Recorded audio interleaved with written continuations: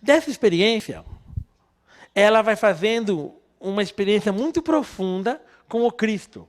Eu destaco aqui 4 eixos que, num primeiro estudo, eu vejo com maior clareza.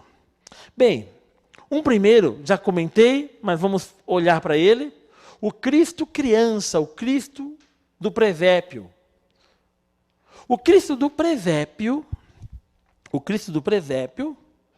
é o Cristo pobre por excelência. É o Cristo pobre por excelência. Nasce na dependência. Deus se faz dependente do humano. Dependente para comer, para se limpar, para se proteger do frio, do calor. Cristo se faz totalmente dependente do humano, como todo humano. Isso é experiência profundamente forte, profundamente vivida no coração de Clara. Em diversas passagens, o pessoal diz que Clara segura, né? Segura o Cristo, né? Menininho, né? Tem essas passagens assim, né? Que interessante. Mas dizer que Clara, ela abraça o Cristo pobrezinho do presépio. Para nós hoje o presépio é uma coisa chique do Natal, né? É uma coisa chique do Natal. Para Clara, para Francisco, é uma experiência profunda da pobreza que Deus assume. Experiência profunda dessa pobreza. E Clara, então, ao olhar a palavra e ao olhar o presépio, ela descobre esse Cristo despojado de tudo. E esse Cristo despojado de tudo, totalmente dependente do humano, Clara vai perceber que, se no começo da criação, Deus cria o homem e mulher à sua imagem e semelhança, no presépio, Deus se faz semelhante ao homem e à mulher. Agora é Deus que se faz a nossa imagem e semelhança. Essa experiência é profundamente clariana. Para Clara, então, o Cristo do presépio é a pobreza encarnada. E esse Cristo do presépio é a imagem, é Deus, imagem e semelhança do homem e da mulher. Muito bem. Uma outra experiência profunda de Cristo, eu vou pular aquela de cor de abóbora ali, depois eu volto nela. Essa aqui eu tenho medo de falar, Frei. Que essa é a tua área. Então, aí eu... essa eu tenho medo. O Frei José Carlos tem uma experiência muito bonita quando ele vai trabalhar os esponsais em Santa Clara. É uma experiência profundamente bonita. E ele tem escrito muito sobre isso e pregado retiros, cursos. E dá medo de falar perto dele dessas coisas. Mas voltando. Uma outra experiência profunda que nós temos... aqui eu não posso esquecer de um que eu era para ter colocado aqui, ó. Deixa eu só colocar aqui, porque se faltar esse, aí estou fora mesmo, né? Que é o Cristo crucificado, né? Muito bem. Não pode faltar aí essa experiência, que é profundamente clariana. Nós vamos ver isso. O Cristo Eucarístico. Clara também ela vai trazer uma profunda experiência do Cristo Eucarístico. Essa experiência culminou num fato que a gente vê na imagem dela, né? Que numa imagem coloca ostensório, no outro coloca um cibório, né? Pelos estudos foi uma teca, né? Pelos estudos foi uma teca que ela apresentou lá, né? Quando estava para ser invadida lá pelos... Não apresentou, só carregou. Olha, não apresentou. Tudo bem. Voltando. Aí... nas imagens de Clara, sempre Clara está associada à Eucaristia, como uma zeladora da Eucaristia, uma profunda mística da Eucaristia. E nas imagens clássicas, ela apresenta, né? Na imagem clássica, ela apresenta lá, né, o ostensório. Não existia nem ostensório naquela época, mas tudo bem. Ela apresentava o ostensório e, diante disso, aqueles que queriam invadir, né, a cidade e o mosteiro se recuaram, não é? Diante do Cristo Eucarístico.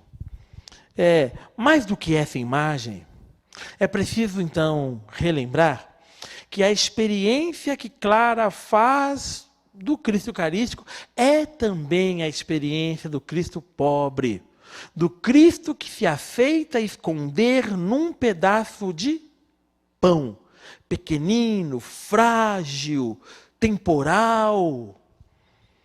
E a partir da contemplação desse mistério, do Cristo que diz, isto é o meu corpo, isto é o meu sangue, Clara faz a experiência de que aquilo lá é o Cristo. Sem meios termos. Simboliza o Cristo. Não. É o Cristo. E essa profunda experiência de convicção de Clara faz com que ela perceba também na Eucaristia essa entrega total, essa pobreza total do Cristo em nossas mãos. Ele aceita morar dentro de nós. Então, Clara também vai nutrir sua vida dessa profunda experiência bíblica do Cristo que diz, isto é o meu corpo, é o meu sangue. Uma outra imagem que vai ficar muito forte no coração de Clara, também, vai ser a imagem do Cristo espelho. Do Cristo espelho. Cristo espelho. Na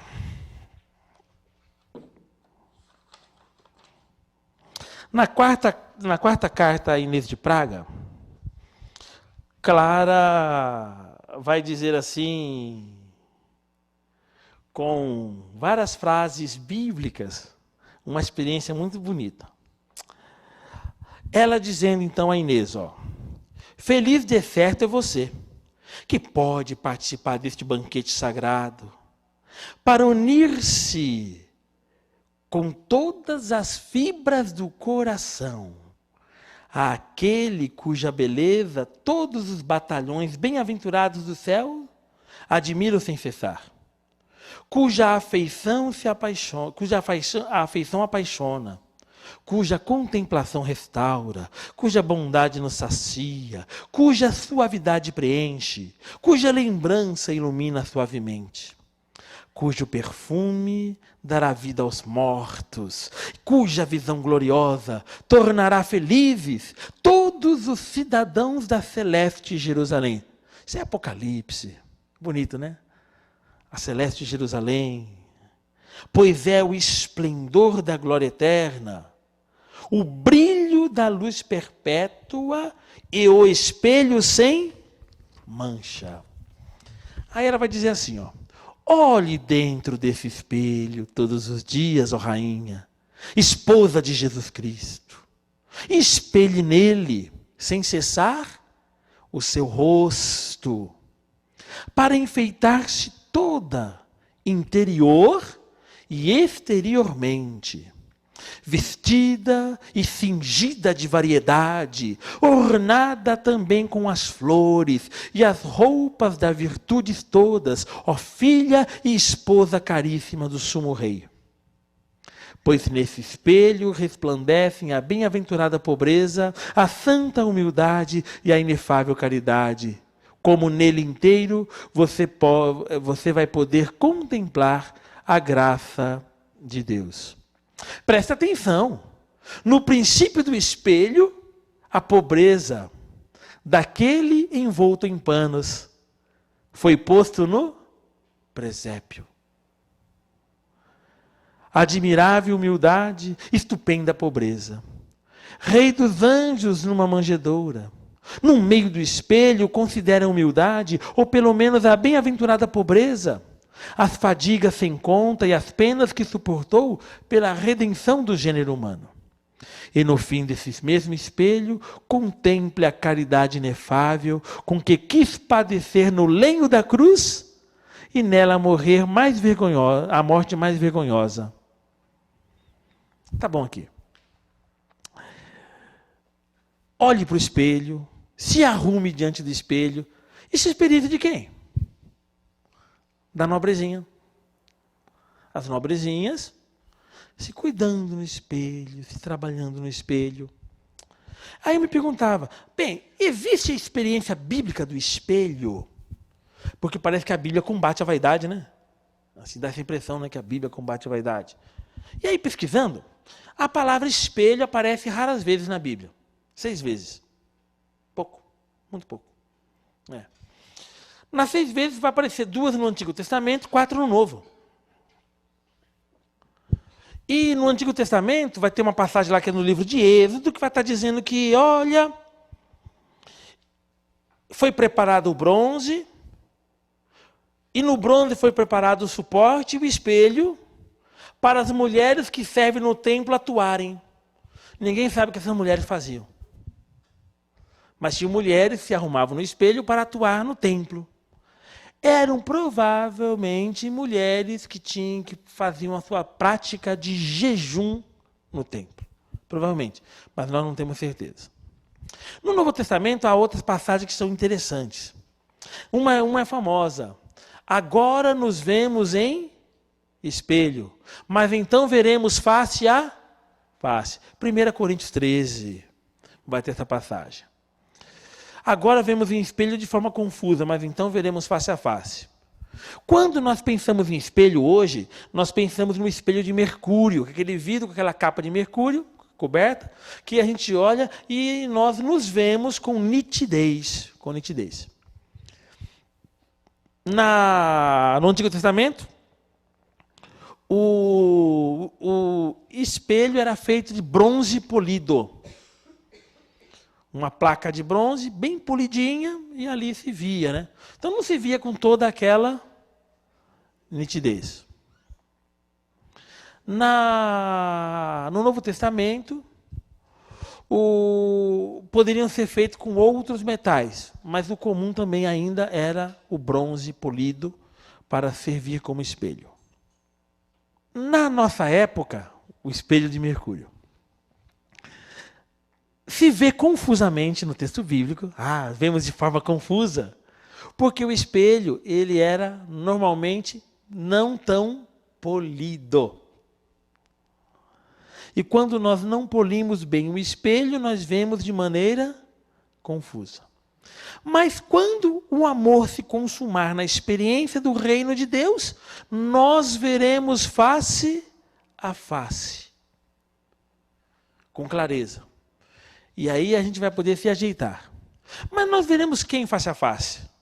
Essa é a pergunta que está por trás do texto, de 1 Coríntios. Nós veremos o Cristo face a face. E ao ver o Cristo face a face, nós poderemos nos tornar semelhantes a Ele, do jeito que Ele é.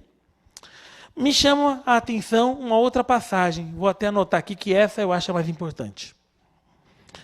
É 2 Coríntios 3, acho que é 3, não é 3:8 ou é 3:18? 3:18. 3:18. Vai dizer assim, ó. E todos nós, no espelho, refletindo a glória do Senhor. E todos nós, no espelho, refletindo a glória do Senhor, vamos nos transformar em sua imagem com brilho crescente, como sob a ação do Espírito do Senhor. E todos nós, no espelho refletindo a glória do Senhor, vamos nos transformando em sua imagem com brilho crescente, como sob a ação do Espírito do Senhor. Essa passagem ela é mais próxima à experiência de Clara. Ao olhar o espelho, nós nos moldamos do jeito que Ele nos propõe. O espelho é o Cristo. O espelho é o Cristo. Cristo é o espelho onde nós temos que nos arrumar. Exterior e interiormente. Só que a base desse espelho é o quê? A cruz. O meio desse espelho é a pobreza. É a pobreza, o brilho desse espelho.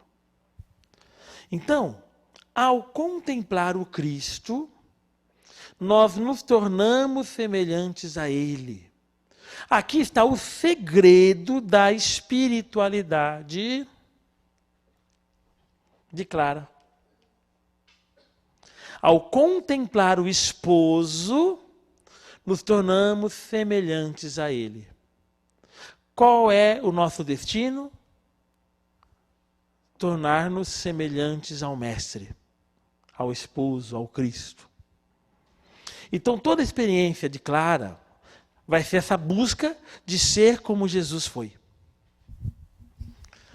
Por amor, porque ela é a amada que ama o esposo. E aí, já sei, nós falamos o seguinte: o Cristo esposo, vai ser o grande fio condutor da experiência mística de Clara. Na Bíblia, como um todo, a experiência do esposo, chamado de o esponsal, ela é profundamente marcante. E o Cristo se faz o esposo. Bodas de Caná, Jesus vai convidar à festa de casamento, falta vinho, as talhas estão vazias, Jesus vem, manda encher a talha, a água é transformada em vinho, a festa é saciada, e o noivo real, o noivo do casamento, não sabe de onde veio o vinho. Quem é o noivo no casamento? É o Cristo, e não aquele noivo. E o Cristo, ao selar este pacto com o vinho, ele está se unindo à humanidade. Como é que nós sabemos disso? Maria fala para ele, eles não têm mais vinho. A resposta de Jesus, mas a minha hora ainda não chegou. A hora no Evangelho de São João é a cruz. É a cruz. Ainda não chegou a hora da cruz. Mas quando se dá o momento da cruz, o céu se une à terra num casamento de amor. Deus se une à humanidade num eterno laço de amor esponsal. Então essa experiência do esponsal, ela vai percorrer toda a Bíblia e ela vai ser determinante na vida de Clara. O que Clara aprendeu na infância?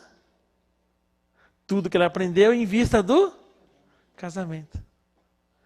E isso vai ser profundamente bíblico. Ela vai reler isso a partir daquela experiência de Deus e aí ela se torna a esposa de Cristo. Ela se torna a esposa de Cristo. Virgem pura, dedicada ao seu Senhor. Pois bem, e o Cristo crucificado? Vamos deixar para outro momento. Agradeço a vocês e paz e bem a todos. Amém. Perguntinha? Espero que não. Estou brincando. Perguntinha. Sobre esse ou qualquer assunto? Nossa. Sentiu firmeza? É. Até um certo momento, em que ponto, até que ponto ela segue junto com Francisco? Você fala dela, a experiência de Deus, Francisco desperta, vendo Francisco desperta isso nela, essa experiência de Deus, e aí ela divide o seu caminho, como você falou, ela segue para o mosteiro. Até que ponto os dois se interagem? Francisco, ele era bem mais velho, né, que Clara, né? Bem mais velho, nasceu bem antes, tudo, né? Tem filmezinho que coloca os dois brincando quando criança, juntinhos. Isso não existiu, tá? Francisco era jovem, ela era criança. Então, quando Clara começa a fazer novas experiências a partir do contato com o Senhor, Clara já conhecia a fama de loucura de Francisco. Então ela já sabia que lá em Assis, né, tinha uma pessoa lá que perdeu o juízo, e essa pessoa que perdeu o juízo vivia apaixonada por Deus e por leprosos. Então ela já sabia dessa experiência. É claro que Clara e Francisco, na linguagem dos jovens, o santo cruzou. Né? Porque os dois criaram uma afinidade muito bonita. E em determinado momento, Francisco cativa Clara em sua vocação. Só que a vocação de Clara é clara. A vocação de Clara é clara. Ela quer ser esposa de Cristo. Essa é a vocação dela. Ser esposa de Cristo. E isso ela tem claro dentro dela. Ser esposa de Cristo. Então, Francisco vai cativá-la nessa experiência de ser esposa de Cristo. Então, Francisco vai entrar em alguns apuros, né? O pessoal, o tio, né? O tio quer trazê-la, ela vai lá, faz o voto, dá toda uma perseguição interessante na época. E aquilo ali tudo faz com que ela ingresse no mosteiro, né? Ingresse no mosteiro. Aonde Francisco entra? Francisco entra como cativador, sim, da vocação de Clara, mas a vocação de Clara é uma vocação, digamos assim, bota aspas, independente. Fecha aspas, mas bota aspas nisso, porque não é independente. É vocação de conjunto, de fraternidade, de grupo. Mas, de fato, Clara vai trilhar um caminho próprio. Vai criar um caminho próprio, como Francisco e os frades trilharam um caminho próprio. Então, eles trilham um caminho próprio. Por isso que o Frei Zé Carlos salienta, companheira. Clara é companheira. E eu gosto de falar assim, que Clara e Francisco são dois braços de Cristo. A raiz é o Cristo. A raiz é o Cristo. Mas Francisco é um braço e Clara é outro braço. E na hora de rezar, as mãos têm que se juntar. Então, por isso que o franciscanismo não pode ser visto sem Clara de Assis. Aí. Mais ou menos isso. Deu para... Agora, até quando... no fundo, a gente pode falar isso, eles nunca se separaram nesse caminho. Eles nunca se separaram. Caminharam juntos. Vários relatos dizem, olha, manda perguntar para Clara. E Clara ia lá e respondia. E assim vai. Depois, quando fica Frei Elias no governo da ordem, dos frades, né? Clara e Frei Elias tinham, né, um contato muito interessante. Ali tudo. Então há essa proximidade. Clara é a mãe no movimento. E Francisco é o pai no movimento. Então nós não podemos nunca separá-los. Isso porque quando nós separamos, nós perdemos muito daquilo que é a originalidade do franciscanismo. Ok? Paz e bem, uma boa noite a todos.